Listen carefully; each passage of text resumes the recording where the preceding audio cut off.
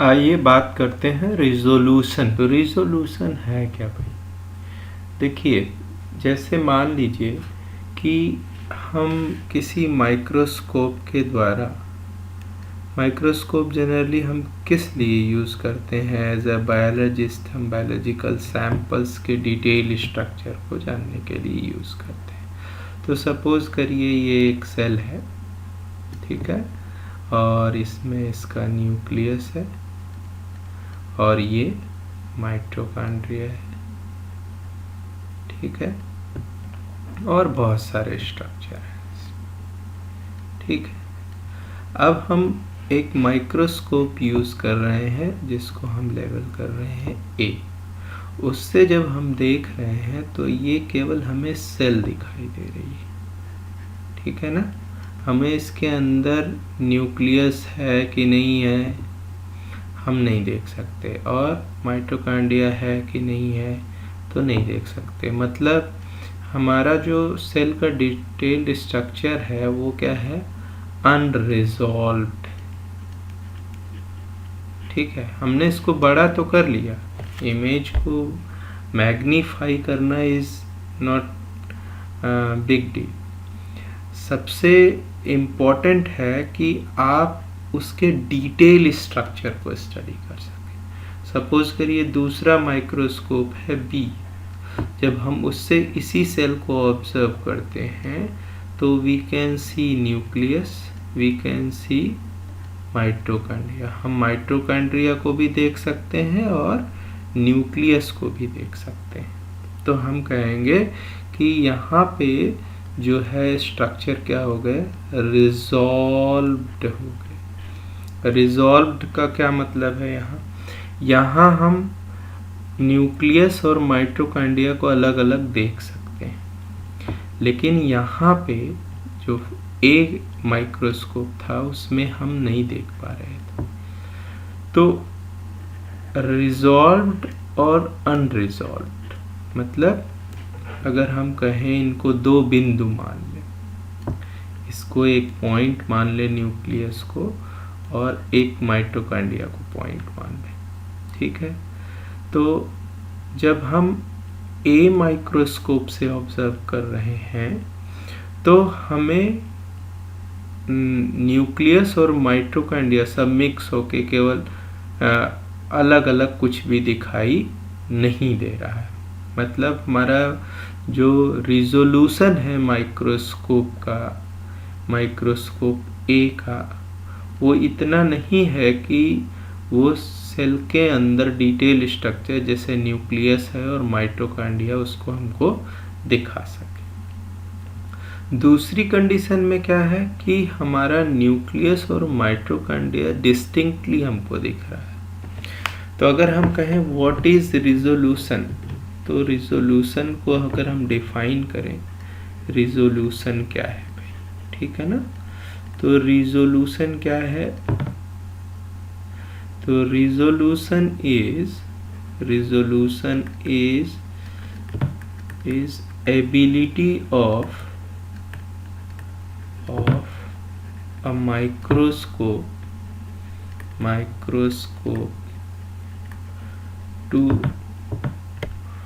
to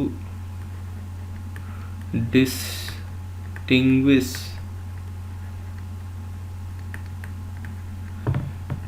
detailed structure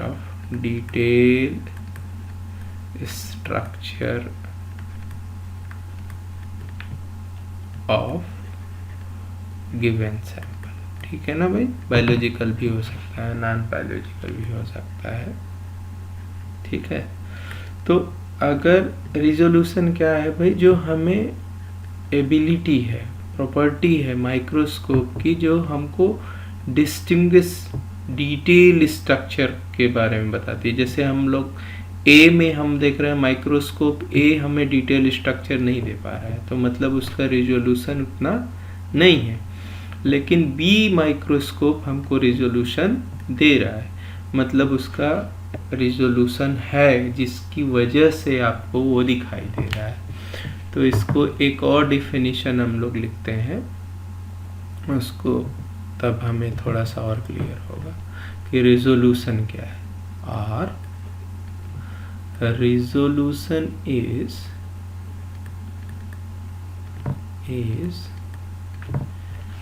ability of a microscope to observe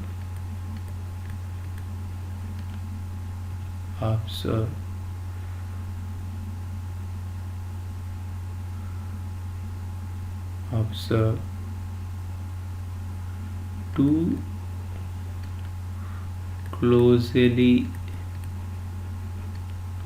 placed objects, या कह सकते हैं पॉइंट्स, distinctly। मतलब क्या है इसका कि जैसे मान लीजिए दो पॉइंट्स रखे हुए, दो पॉइंट्स ऐसे हैं, या जैसे हम इस माइक्रोस्कोप बी में देख रहे थे और ए में देख रहे थे। अगर न्यूक्लियस और माइटोकॉन्ड्रिया को हम पॉइंट मान लें तो यहाँ पे क्या हो रहा था कि हम इसको रिजॉल्व नहीं कर पा रहे थे, हम इसको दिखा नहीं पा रहे। तो रिजोल्यूशन को और क्या कह सकते हैं भाई, वो मिनिमम डिस्टेंस,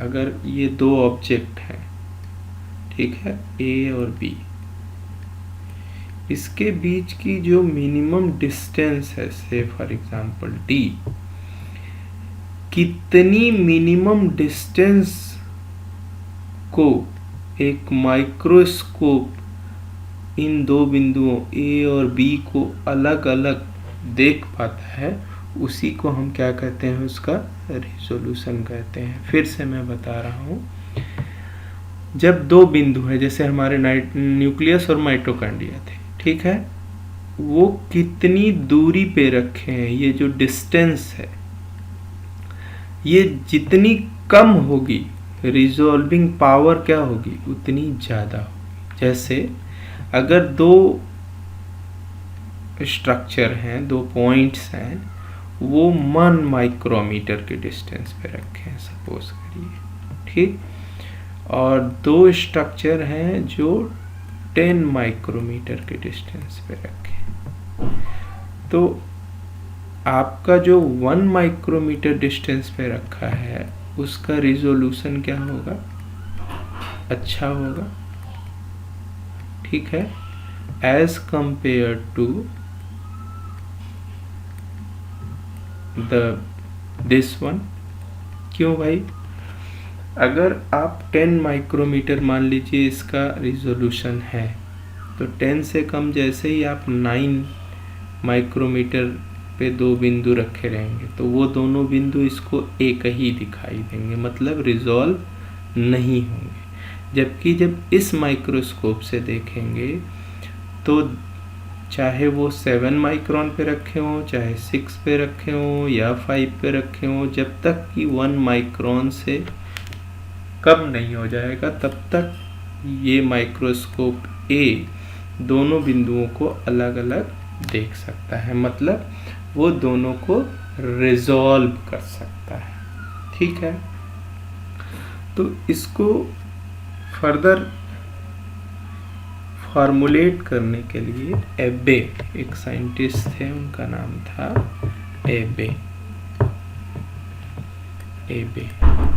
एबेज फार्मूला, है ना, उन्होंने एक फार्मूला दिया।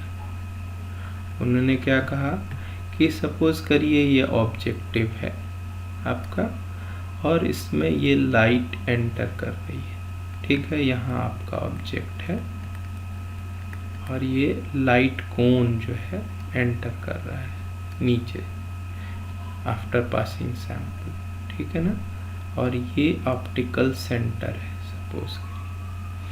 तो जो ये एंगल है alpha, half of the angle made by the light कोण, जो लाइट कोण, जो ये लाइट एंटर कर रही है ऑब्जेक्टिव में, किसमें, ऑब्जेक्टिव में, इसमें जो लाइट एंटर कर रही है उसका जो ये एंगल है, टोटल एंगल यहाँ से यहाँ ये है एंगल, लेकिन इसका हाफ एंगल ये, और ऑब्जेक्टिव और ऑब्जेक्ट के बीच में मीडियम क्या है, ऑयल हो सकता है, वाटर हो सकता है, तो उसको हम लोग कहते हैं म्यू से रिप्रेजेंट करते हैं।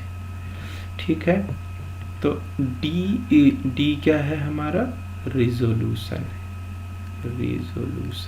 वो जो मिनिमम डिस्टेंस हम बता रहे थे वो है D is equal to 0.61 into lambda by N A. यहाँ लैम्डा क्या है भाई, wavelength of light, wavelength of light है ना, इन टर्म्स ऑफ नैनोमीटर, क्योंकि हम विजिबल रेंज में देख रहे हैं तो 400 से 700 हमारा नैनोमीटर है। ठीक है, तो पहली चीज रिजोल्यूशन किस पे डिपेंड कर रहा है, वेवलेंथ ऑफ लाइट, जो वेवलेंथ ऑफ लाइट आप यूज कर रहे हैं किसी सैंपल को देखने के लिए वो है। दूसरा है न्यूमेरिकल अपर्चर। न्यूमेरिकल अपर्चर क्या है, तो वो है आपका म्यू, मतलब refractive index between the object and objective, the medium जो बीच में है ऑब्जेक्टिव और ऑब्जेक्टिव लेंस जो है उसके बीच में जो ये मीडियम है उसका रिफ्रैक्टिव इंडेक्स कितना है, into sine alpha, half of the angle made by the cone of light entering in the objective. ठीक है, तो ये हो गया म्यू साइन थीटा। अब देखिए, अगर हम रिजोल्यूशन की बात कर रहे हैं और ये रिजोल्यूशन इज इक्वल टू,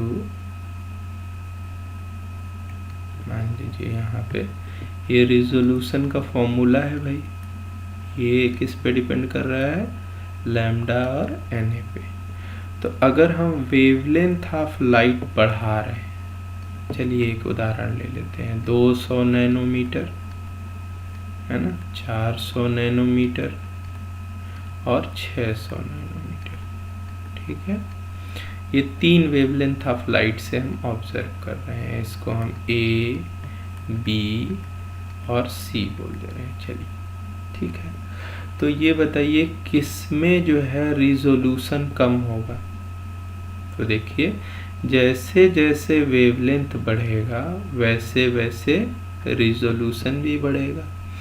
तो हम कहें कि रिजोल्यूशन सबसे कम किसका होगा, इसको हम ऐसे लिख दे रहे हैं, डी ए, मतलब ए का resolution is less than D B is less than D C, मतलब जिसकी वेवलेंथ ऑफ लाइट जिसमें ज़्यादा यूज़ करेंगे उसके रिजोल्यूशन क्या होगी, उतनी हाई होगी। ठीक है, रिजोल्यूशन हाई होगी मतलब उसके रिजॉल्व करने की एबिलिटी, जिसको हम कहते हैं रिजॉल्विंग पावर,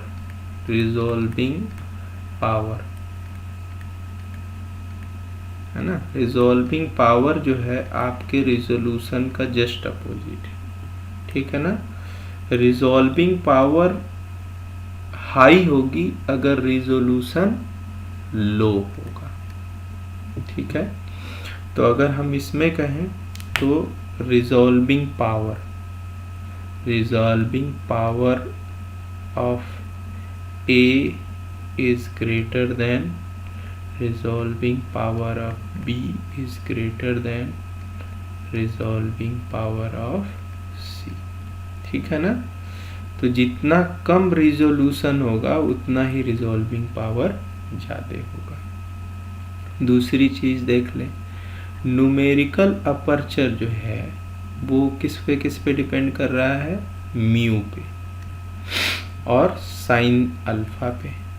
तो हम जानते हैं जैसे ही साइन 90 की तरफ जाएगा, 0 से 90, साइन अल्फा, यहाँ अल्फा की वैल्यू जब 0 से 90 की तरफ जाएगी तो इसकी वैल्यू क्या होगी, साइन अल्फा की बढ़ती जाएगी, इंक्रीज होगी। ठीक है, मतलब न्यूमेरिकल अपर्चर की वैल्यू भी ज़्यादा होगी। न्यूमेरिकल अपर्चर की वैल्यू ज़्यादा होगी तो आपका रिजोल्यूशन क्या हो जाएगा, कम हो जाएगा। क्योंकि ये अगर हम इसको एक भिन्न की तरह देखें, x बाई वाई, है ना, तो जब y बड़ा होगा तो इसका वैल्यू, जो सपोज करिए p equal to X by Y है, तो y बड़ा होगा तो p की वैल्यू क्या होगी, कम होगी। तो उसी तरह से जैसे जैसे न्यूमेरिकल अपर्चर की वैल्यू बड़ी होगी, तो न्यूमेरिकल अपर्चर की वैल्यू बड़ी होगी तो इसका मतलब क्या है कि आपका जो रिजोल्यूशन है वो क्या होगा, कम होगा। जितना न्यूमेरिकल अपर्चर ज़्यादा होगा, रिजोल्यूशन उतना कम होगा। तो इसके पीछे रीज़न क्या है ना। आपके बीएससी के लेवल पे तो इतना ही बहुत है, लेकिन थोड़ा सा और मैं यहाँ आपको बता रहा हूँ। एक साइंटिस्ट थे जिनका नाम था रेले, है ना, रेले, है ना, रेले। ये बहुत बड़े साइंटिस्ट थे भाई। तो रेले ने क्या कहा, रेले ने एक कॉन्सेप्ट दिया, टू स्लिट एक्सपेरिमेंट। बहुत लोगों ने, आप लोगों में से सुना होगा टू स्लिट एक्सपेरिमेंट, है ना, डबल स्लिट एक्सपेरिमेंट, सुना है कि नहीं। तो इन्होंने क्या कहा कि क्यों दो पॉइंट्स क्यों नहीं रिजॉल्व हो पाते। जब हम कह रहे हैं कि जैसे मान लीजिए ये दो पॉइंट है ना, एक माइक्रोस्कोप से देख रहे हैं तो ये रिजॉल्व हो जा रहे हैं, दूसरे माइक्रोस्कोप जिसका रिजोल्यूशन हाई है उससे देख रहे हैं तो रिजॉल्व नहीं हो रहे हैं। तो इन्होंने कहा कि जो ये पॉइंट्स हैं इनके अराउंड जो है, जो लाइट इंटेंसिटी है वो ऐसे रिंग की तरह प्रेजेंट होती है, ऐसे ऐसे, है ना, ऐसे। जैसे मान लीजिए ये एक पॉइंट है ना, तो इसके अराउंड जो लाइट इंटेंसिटी है वो ऐसे रिंग की तरह प्रेजेंट होगी, और जो सेंटर में इंटेंसिटी होगी वो 85% होगी, है ना। और उसके बाद जब बाहर जाएंगे उससे तो इंटेंसिटी क्या होगी, केवल 16% इंटेंसिटी है, वो भी डिस्ट्रीब्यूटेड होगी। अगर इसको ग्राफिकल फॉर्म में देखें तो ऐसे दिखेगा। सबसे हाई इंटेंसिटी देखिए यहाँ है सेंटर में, और उसके बाद इंटेंसिटी डिक्रीज कर रही है। तो रेले ने क्या कहा कि अगर दो पॉइंट्स हैं, ठीक है, दोनों पॉइंट्स कॉन्सेंट्रिक रिंग बना रहे हैं ऐसे ऐसे, ठीक है। दूसरे पॉइंट के लिए हम दूसरा कलर ले लेते हैं, से फॉर एग्जांपल ये, ठीक है। अगर ये दोनों कॉन्सेंट्रिक रिंग, या इन्हीं को एयरी रिंग भी बोलते हैं, एयरी रिंग या डिफ्रैक्शन पैटर्न भी बोलते हैं इसी को, डिफ्रैक्शन पैटर्न, है ना, ये जो रिंग लाइक स्ट्रक्चर है। अगर ये दोनों डिफ्रैक्शन जो पैटर्न है या एयरी रिंग है, नॉट ओवरलैप, नॉट ओवरलैप,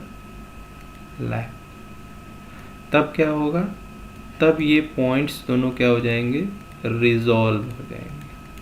मतलब आपको अलग अलग दिखाई देंगे, डिस्टिंक्ट दिखाई देंगे, है ना। लेकिन अगर इनका ओवरलैपिंग हो गया, दो पॉइंट्स के द्वारा जो एयरी रिंग आ रहे हैं उनका अगर ओवरलैपिंग हो गया, मान लीजिए एक ये एयरी रिंग है और दूसरा जो है एयरी रिंग है, से फॉर एग्जांपल ये, ठीक है। तो अगर दोनों जो है वो ओवरलैप कर गए, तब आपको यहाँ पे क्या होगा, नो रिजोल्यूशन। लेकिन अगर दोनों अलग अलग रहे, मतलब एक एरी रिंग ये है, एक आपका मान लीजिए दूसरा ये, ठीक है, तो ये दोनों क्या है, सेपरेट है, तो यहाँ पे क्या आपको दिखेगा, रिजॉल्व दिखेगा, ठीक है। तो आपके लेवल पे मुझे लगता है इतना काफ़ी है। और ये resolution is most important principle of microscopy, है ना। तो इसको आपको याद रखना है कि रिजोल्यूशन क्या है। Let me revise again. तो देखिए, रिजोल्यूशन में हम लोगों ने क्या देखा कि resolution is ability of a microscope to observe two closely placed. जितना क्लोजली प्लेस्ड ऑब्जेक्ट को अगर कोई माइक्रोस्कोप ऑब्जर्व करता है, उतना उसका रिजोल्यूशन क्या होगा, कम होगा। क्योंकि डिस्टेंस कम ऑब्जर्व कर रहा है तो रिजोल्यूशन क्या होगा, कम होगा, और रिजॉल्विंग पावर क्या होगी, उतनी ज़्यादा होगी, ठीक है। तो यहाँ तक हम लोगों ने समझ लिया था। आप देखिए एबेज के फॉर्मूला में क्या दिया उन्होंने कि रिजोल्यूशन जो डिस्टेंस है दोनों पॉइंट के बीच, उसको कैसे कैलकुलेट करेंगे, तो उसके लिए उन्होंने फॉर्मूला दिया 0.61 लैम्डा बाई एन ए। जब वेवलेंथ ऑफ लाइट आप बढ़ाएंगे तो रिजोल्यूशन कम होगा, रिजोल्यूशन कम होगा तो आपका रिजॉल्विंग पावर बढ़ जाएगा, ठीक है। उसी तरह से न्यूमेरिकल अपर्चर को देखिए। न्यूमेरिकल अपर्चर को जब आप बढ़ाएंगे यहाँ पे, तो डी की वैल्यू क्या होगी, यहाँ पे न्यूमेरिकल अपर्चर को अगर आप बढ़ाते हैं तो न्यूमेरिकल अपर्चर को आप अगर बढ़ाएंगे यहाँ पे, तो नेचुरल सी बात है रिजोल्यूशन आपका क्या हो जाएगा, कम हो जाएगा। और वेवलेंथ को जब बढ़ाएंगे तो रिजोल्यूशन बढ़ेगा, वेवलेंथ को कम करेंगे तो रिजोल्यूशन कम होगा, ठीक है। ये तो हो गई बात। अब देखिए रेले ने क्या कहा। रेले ने इसका एक्सप्लेनेशन दिया कि क्यों हम दो पॉइंट्स को अलग अलग नहीं दे। रेले ने कहा कि हर पॉइंट जो लाइट का इंटेंसिटी दे रहा है, उस पॉइंट के अराउंड जो इंटेंसिटी है वो रिंग फॉर्म में प्रेजेंट है, जिसको हम लोग एयरी रिंग या डिफ्रैक्शन पैटर्न भी कहते हैं।